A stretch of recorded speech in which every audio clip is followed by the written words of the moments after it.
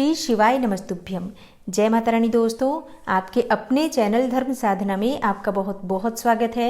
माँ भगवती दुर्गा की कृपा आप और आपके पूरे परिवार पर सदा सर्वदा बनी रहे। दोस्तों, प्रदोष का व्रत भगवान भोलेनाथ को अत्यंत प्रिय है। भगवान भोलेनाथ को प्रसन्न करने के लिए, उनकी कृपा की प्राप्ति के लिए और अपनी किसी भी मनोकामना को पूर्ण करने के लिए शास्त्रों के अनुसार प्रदोष का व्रत सर्वोत्तम व्रत माना गया है।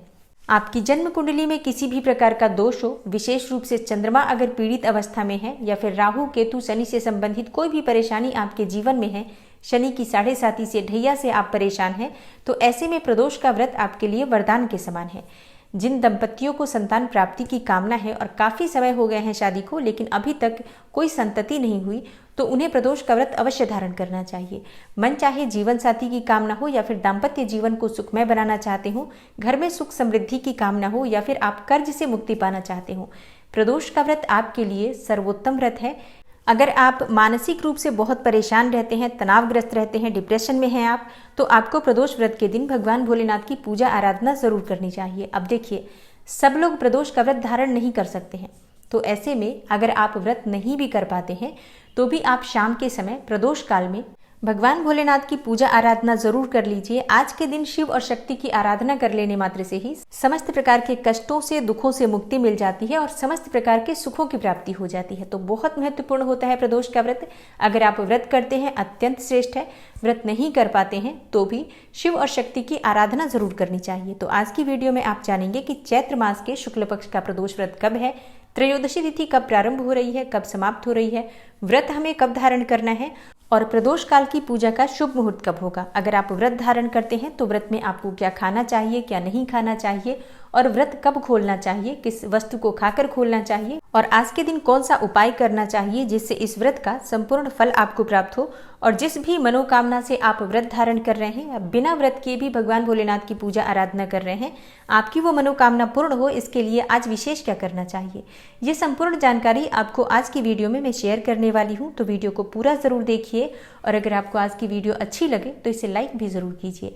दोस्तों, आपके लाइक्स, आपके कमेंट्स मेरे लिए बहुत महत्वपूर्ण होते हैं, क्योंकि यही एकमात्र जरिया है जिनसे मुझे पता चलता है कि आपको ये वीडियो अच्छी लगती है और आपके लिए ये वीडियो उपयोगी है। तो अगर वीडियो अच्छी लगती है तो लाइक तो जरूर ही किया कीजिए। तो सबसे पहले जानते हैं कि त्रयोदशी तिथि कब प्रारंभ हो रही है, कब समाप्त हो रही है और प्रदोष का व्रत हमें कब धारण करना है।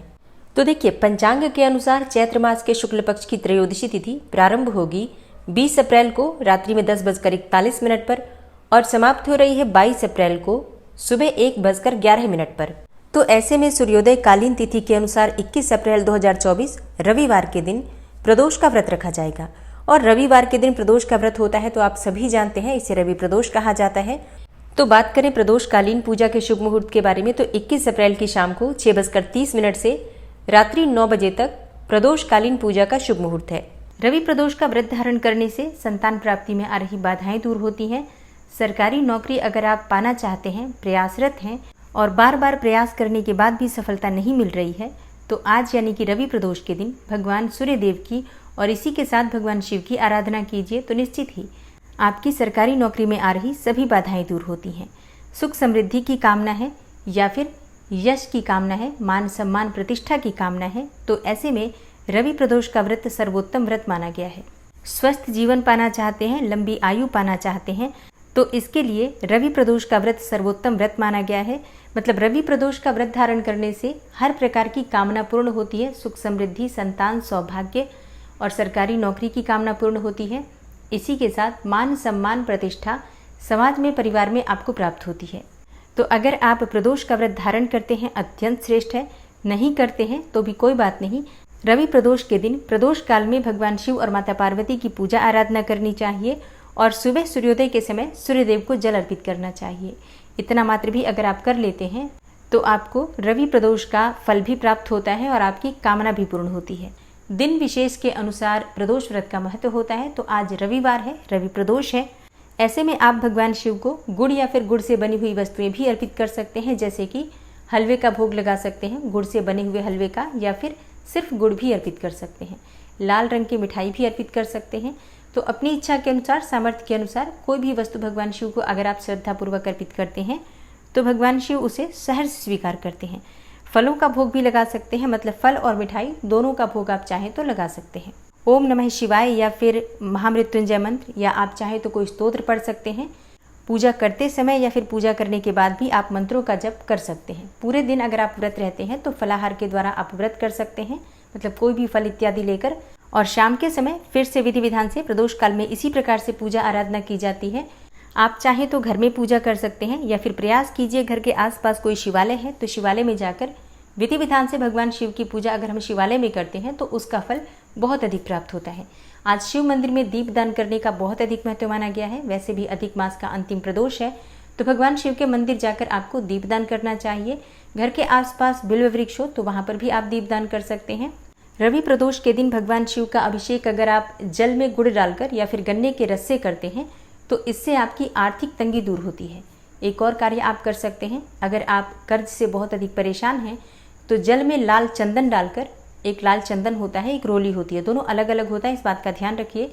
लाल चंदन भगवान शिव को अर्पित कर सकते हैं लेकिन रोली नहीं अर्पित कर सकते हैं। तो लाल चंदन जल में डालकर तांबे के पात्र में अगर आप भगवान शिव को अर्पित करते हैं तो इससे आपको कर्जों से मुक्ति मिलती है। और ऋण मुक्ति के लिए आज के दिन भगवान शिव के पास बैठकर ऋण मोचन मंगल स्तोत्र का पाठ आपको जरूर करना चाहिए। और जिन भक्तों को सरकारी नौकरी की कामना है या फिर संतान प्राप्ति की कामना है, आज के दिन आपको लाल आंकड़े के पुष्प शिवलिंग पर जरूर अर्पित करने चाहिए। देखिए, आंकड़े दो तरह के होते हैं। आंकड़े के जो पुष्प होते हैं, एक तो सफेद आंकड़े का पुष्प होता है, एक लाल आंकड़े का पुष्प होता है।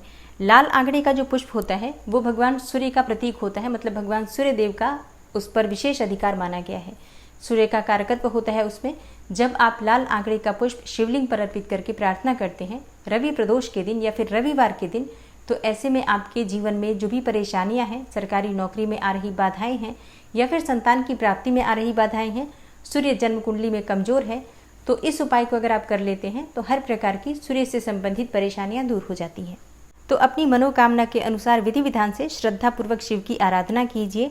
इसके बाद आप अपना व्रत खोल सकते हैं। अगर आप व्रत में हैं तो शाम के समय भी खोल सकते हैं। वैसे प्रयास करना चाहिए कि शाम को भी फलाहार करें और अगले दिन सुबह स्नान करके शिव की दोबारा पूजा आराधना करने के बाद फिर आपको शुद्ध और सात्विक भोजन लेना चाहिए।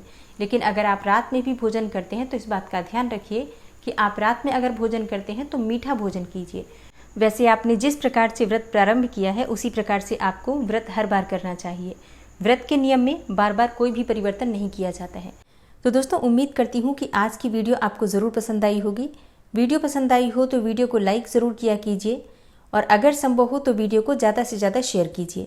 चैनल पर पहली बार आए हैं और अगर अभी तक आपने इस चैनल को सब्सक्राइब नहीं किया है तो आज की वीडियो अगर आपको अच्छी लगे तो चैनल को सब्सक्राइब करके बेल आइकन को ज़रूर प्रेस कर लीजिए।